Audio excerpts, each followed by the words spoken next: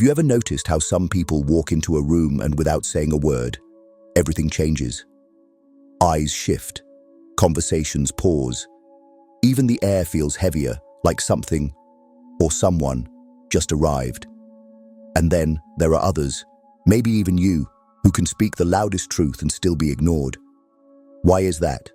The truth is, we don't earn respect by demanding it. We earn it by becoming someone the world has no choice but to respond to. And that begins in the mind. This isn't about being the smartest person in the room or quoting philosophers to sound impressive.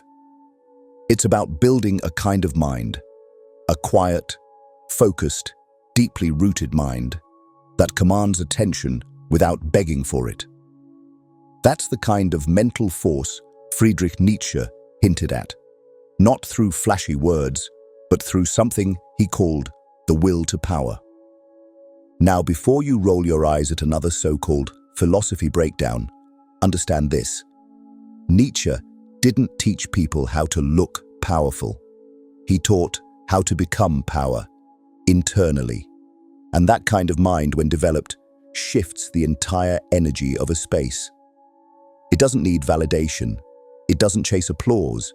It doesn't chase anything, because it knows it is the storm. The question is, how do you build that kind of mind? To understand that, we have to strip away everything you've been told about confidence, power, and respect, and go deeper into how your mind shapes your presence. Because it knows it is the storm. But here's what most people don't realize. Respect isn't given because you exist. It's given because you resonate. People respond to energy more than words, posture more than pitch, and presence more than performance. You don't get respect by trying to be seen. You get it when your mind becomes so clear, so undisturbed, that it's felt. See, respect is not about being feared or liked. It's about being recognized, not for your clothes, status, or charm, but for the invisible structure behind your words, your internal framework. That's what people pick up on, even if they don't consciously know it. And the wild part? Most people can't fake it. Not for long. Think about it. You've met people who talk a big game but feel hollow. Their energy collapses under pressure. You've also met the quiet one, the one who barely speaks. But when they do, everyone listens. That's not magic. That's mental architecture. That's power built from the inside out. Nietzsche understood this deeply. He wasn't concerned with how others viewed him. In fact, he believed that trying to fit in with the crowd was the fastest way to lose yourself. He once wrote, "The individual has always had to struggle to keep from being overwhelmed by the tribe.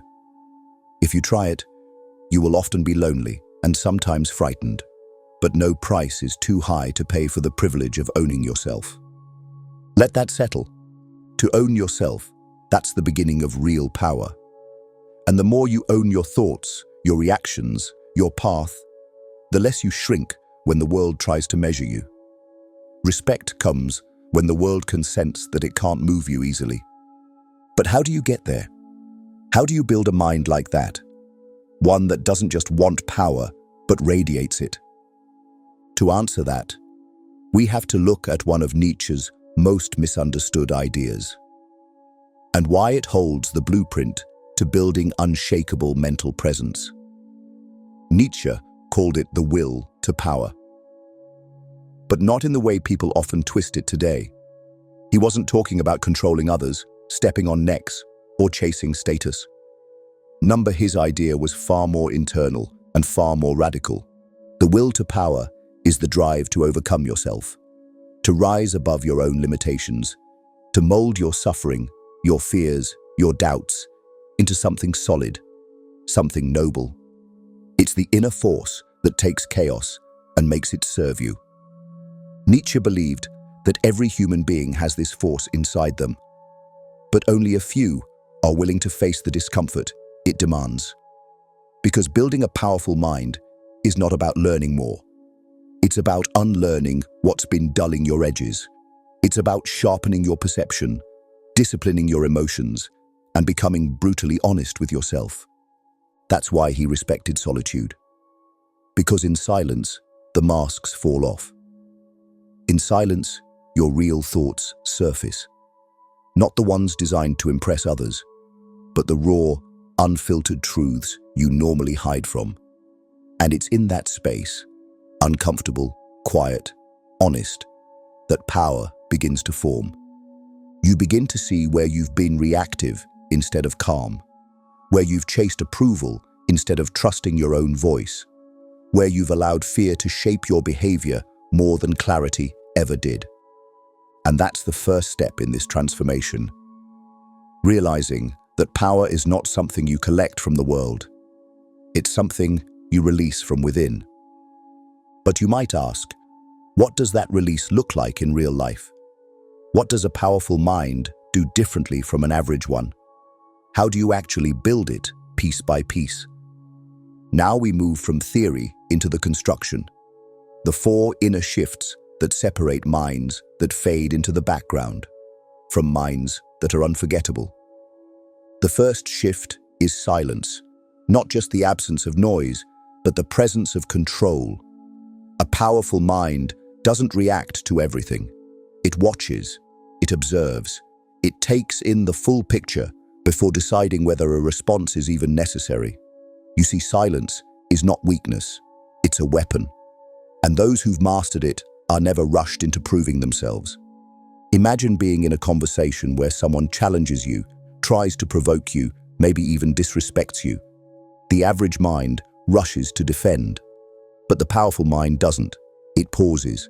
It lets the weight of that silence do the talking. That pause, it makes people uncomfortable. It creates space for truth to echo. The second shift is selective detachment. A powerful mind doesn't attach itself to every opinion, trend, or emotional pull. It knows that some things are not worth its energy. Respect comes when people see that you can walk away, not out of anger, but out of clarity. Nietzsche understood this too. He didn't seek to please or conform. He said, "He who despises himself still respects himself as one who despises." Even in rejection, there's a form of power. The third shift is purposeful suffering. Most people run from pain, but the powerful mind doesn't see suffering as punishment. It sees it as purification. That doesn't mean seeking pain, but rather not wasting it when it comes. Nietzsche's life was filled with physical agony, isolation, and rejection. But he turned all of it into insight. He didn't break, he forged. That's why he spoke of amor fati, the love of one's fate. To embrace every challenge as if you chose it. Because in that, you rob it of its power to weaken you. And finally, the fourth shift is inner sovereignty. This is when you stop being ruled by impulse, distraction, or insecurity. When your mornings are intentional, when your words are chosen, when your actions reflect principle, not pressure. Sovereignty means ruling your own inner world so completely that the outer world cannot disturb your foundation. These 4 shifts, silence, detachment, suffering, and sovereignty, they aren't just traits. They are layers. Each one adds density to your mind, a kind of invisible mass. And when your mind carries that kind of weight, people feel it, even if they can't explain it. And here's what most never realize. You don't need to talk about your transformation. You don't need to announce that you're powerful. When it's real, it speaks before you do. But Nietzsche's real secret wasn't just about building these traits. It was something more subtle. Something he never directly said, but lived. At the core of all Nietzsche's writings, beyond the metaphors and fierce language, there's a subtle message most people overlook. You must become your own ideal. Not copy someone else, not chase perfection, but build yourself into the person you deeply respect. And once you do that, others will follow, naturally. He never gave a step-by-step manual. He didn't need to, because what he was pointing to wasn't a formula. It was a transformation. Nietzsche lived most of his life misunderstood, ridiculed, and alone. But despite all of that, he kept writing, kept thinking, kept refining himself. He never stopped becoming. And that's the real secret.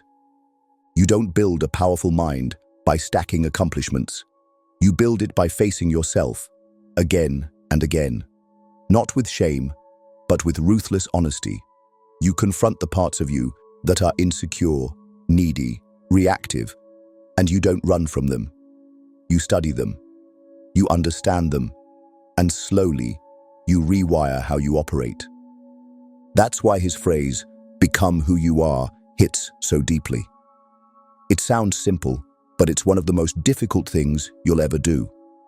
Because it means stripping off everything that was handed to you, every label, every false belief, and choosing, consciously, what remains. And when you start living like that, people can't ignore you, not because you demand attention, but because you've built something real inside.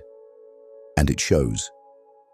But to make this message land, it's not enough to talk about Nietzsche's life or philosophy. Let me show you, through a different lens, a symbolic story, how this kind of transformation takes shape. There was once a man who worked in a small, overlooked post office in a dusty town no one really talked about. He sorted letters day in and day out, quietly, consistently, never rushing, never complaining.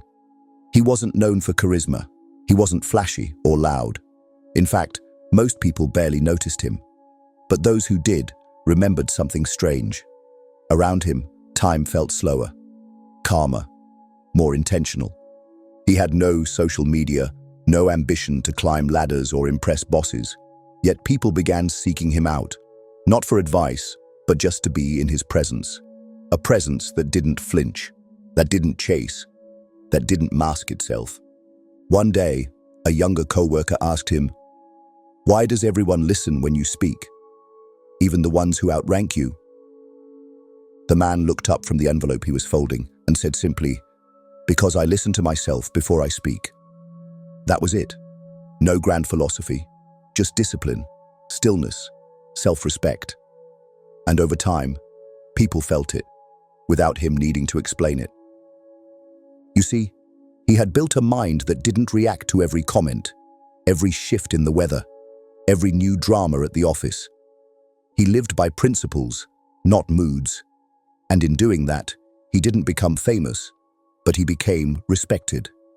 Not by many, but by those who mattered. It wasn't a job title. It wasn't education. It was alignment. A life quietly in tune with its own inner code. And maybe that's the greatest kind of power. The one that doesn't seek an audience, but ends up earning one anyway. Now, let's bring all of this home. What you carry inside your mind speaks louder than anything on the surface. When your thoughts are clear, when your values are anchored, when your reactions are trained, not forced, but chosen, that's when the world starts to adjust to you, not the other way around. The people who command instant respect aren't the ones who try to impress. They're the ones who've built themselves silently, consistently, without waiting for applause. They don't just walk into a room. They arrive. Their presence is felt before their voice is heard. And here's the truth most won't tell you. You don't need to force the world to see you. You need to see yourself, fully, clearly, unapologetically. Because once you do, others won't have a choice. Respect, real respect, starts the moment you stop needing it from others and start embodying it within. Nietzsche didn't give us a perfect guide. He gave us a mirror. And if you're brave enough to look into it, not just once, but every day, you'll realize that the most powerful version of your mind was never far away. It was always waiting, behind the noise, behind the fear, behind the need to prove anything at all. So ask yourself, not who do I want to impress, but what kind of mind do I want to live inside of every single day? If this resonated with you, share your thoughts in the comments. Tell me, what does building a powerful mind mean to you? I read every comment, and your insight could help someone else who's walking this same path. And if you're on that journey already, don't stop now. The mind you build today becomes the presence you carry tomorrow. Keep going, keep building.